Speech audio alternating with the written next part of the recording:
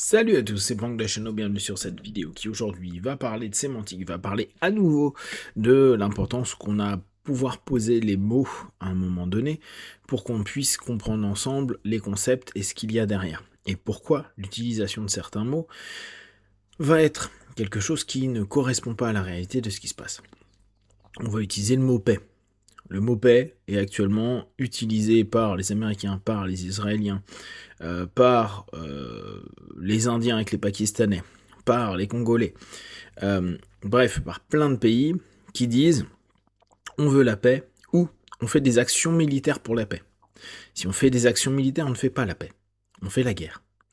Ce qui est intéressant, c'est que pour nous, on se dit c'est des actions pour la paix, c'est-à-dire orientées pour que ça s'arrête, et donc qu'il y ait une pacification de ce qui est en train de se passer dans les différents endroits, lieux géopolitiques de chacun. Sauf que, pour arriver à la paix, et on revient à cette vieille expression, qui veut la paix prépare la guerre, là en l'occurrence on ne la prépare pas. Si la paix est maintenue, c'est-à-dire qu'il n'y a pas d'opposition, pas de militarisation et de mort, on est bien d'accord qu'on est dans une phase de paix. Si on prépare la guerre, si on militarise, on est encore en paix. Si on fait des actions militaires, ou des actions spéciales, on peut prendre Ukraine-Russie, on se rend bien compte que là on n'est plus en paix. Et c'est pas une action spéciale, c'est une entrée en guerre.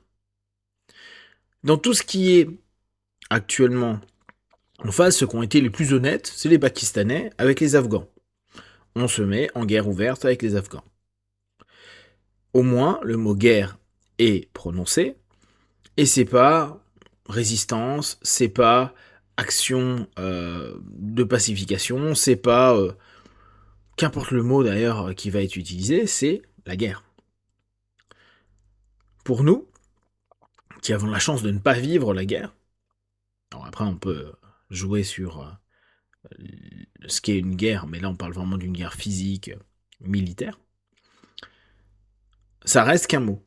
Les Américains, avec les Israéliens, attaquent les Iraniens pour la paix dans le Proche-Orient, la paix dans le Golfe quand ils étaient à l'époque avec l'Irak, et ainsi de suite.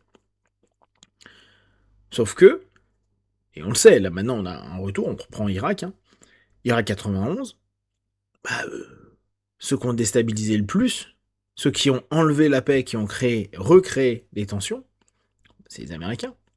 Alors certes, il y avait des tensions entre l'Iran et l'Irak. Mais quand ils sont arrivés au Koweït et ont attaqué l'Irak pour donc pacifier la population, rendre heureux tout le monde, bah, ils ont mis en place un autre type de pouvoir avec d'autres inégalités, tout comme nous en Occident, il y a un type de pouvoir avec des inégalités, tout comme les Américains avec Trump ont un type de pouvoir avec des inégalités. On y adhère pas, c'est la vision occidentale, la vision orientale, extrême orientale, du sud, du nord, qu'importe. Mais derrière, c'est pas de la paix. Et on peut même pas aller à se dire va y avoir une paix sociale, parce que là, nous, de notre point de vue d'occidentaux, et moi je suis un peu dans cette idée-là, à me dire bah oui, là, peut-être que le régime des mollahs c'est pas ok, mais j'y connais pas assez, je peux pas te dire. Bon, ils me paraissent pas forcément hyper en paix, vu le nombre de manifs qu'il y a contre le régime, mais on sait très bien. Euh, Avant, il y avait le Shah d'Iran, il y a eu les Ayatollahs, ok.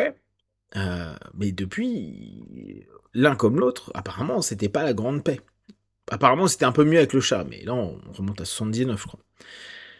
Du coup, l'idée, c'est, on veut créer la paix. La question à se poser, c'est la paix militaire.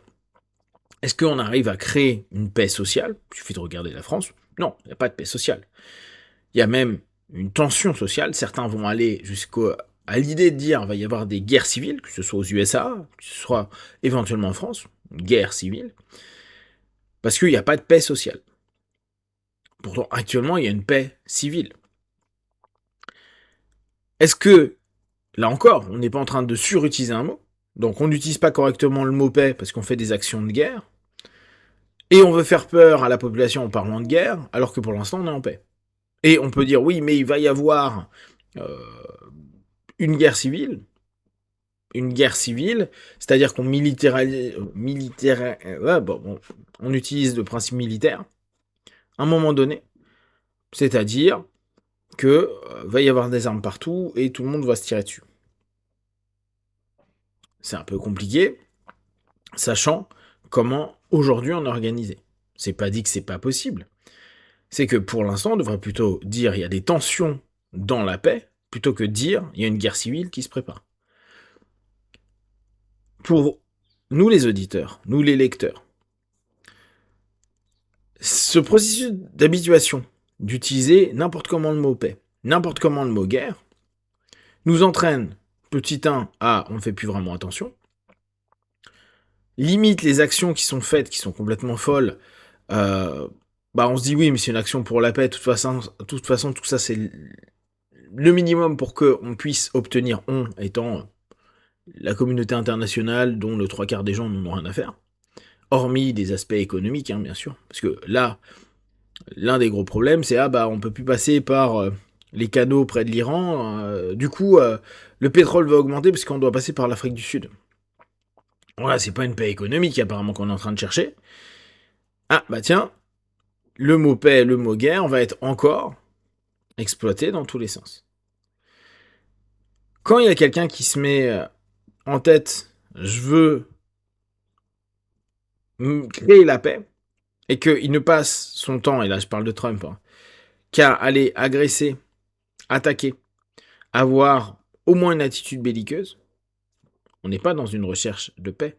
Il a beau faire une alternative à l'ONU, à dire voilà, on fait un regroupement pour la paix, mais attaquer, faire la guerre n'amène pas la paix. Faire la guerre entraîne possiblement des retours à court, moyen, long terme. Ça fait combien de fois que l'Iran se fait attaquer, ils répondent soit sur Israël, soit là on a pu voir sur Abu Dhabi, on a pu voir sur le Qatar, on a pu voir sur les bases militaires américaines qu'il y a dans les trucs. Non, ça crée pas la paix. On peut tuer des gens, mais on crée du ressentiment, de la haine qui peut recréer de la guerre. La recherche de paix est quelque chose de particulièrement compliqué.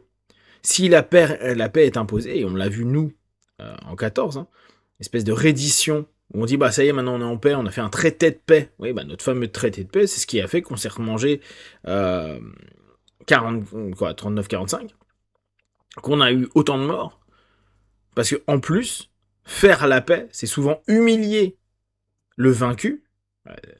Donc c'est plus vraiment une paix volontaire, hein, c'est être simplement les conséquences de la guerre, c'est-à-dire la défaite. Et on n'a pas créé la paix, on a mis en échec un pays, une nation, une culture. Mais une défaite, un échec, c'est pas la paix. Ça donne l'impression, parce qu'il n'y a plus l'action militaire, sauf qu'il n'y a pas d'apaisement de la part du pays vaincu, et peut-être que le pays vainqueur peut se sentir apaisé, ou en tout cas dominant, et du coup, est-ce que c'est un esprit pacificateur et en paix? C'est pas forcément vrai. Nous faire croire que les traités de paix sont des éléments réellement de paix et pas de prise de pouvoir sûre, c'est illusoire. Et comme je vous dis, on peut reprendre vraiment le traité de Versailles en 18. On a mangé les conséquences de l'humiliation qu'on a voulu donner aux Allemands. Et puis, bien sûr, il y a plein d'autres contextes géopolitiques, il n'y avait pas que ça. Hein.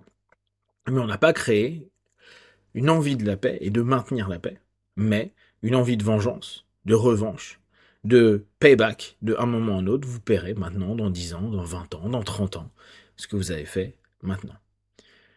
Et il peut être intéressant de voir que ceux qui se disent être des professionnels de la paix, les Américains, pour l'instant n'ont pas encore subi le retour de leurs actions de guerre pour officiellement la paix, mais que, vu que la conjoncture géopolitique et économique dans les 50 à 100 années qui vont suivre vont complètement changer, qu'est-ce qui dit qu'un jour, ceux qui pensaient être les peacemakers, les faiseurs de paix, vont pas, eux, avoir une guerre, et cette fois sur leur territoire. Cause à effet, même si ça demande du temps. Faut faire attention, la notion de je fais la paix ou j'impose la paix est rarement marqueur de paix. Si vous avez des questions, des remarques, n'hésitez pas, comme d'habitude, de tout ce que je propose, ne prenez que ce qui est bon et juste pour vous. Testez, observez, analysez et concluez. Be one. Ciao.